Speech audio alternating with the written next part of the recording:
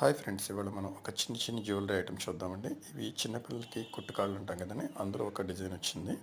బాగా light weight 1 gram below వస్తుందండి. దీనికి మనం ఒక blue stones, AD stones and pink and green white అట్లా కాంబినేషన్లో వచ్చినాయి. వెనక సన్న సూదిలాగా ఉంటుంది, ఇది కుట్టేస్తారండి చిన్నపిల్లలకి.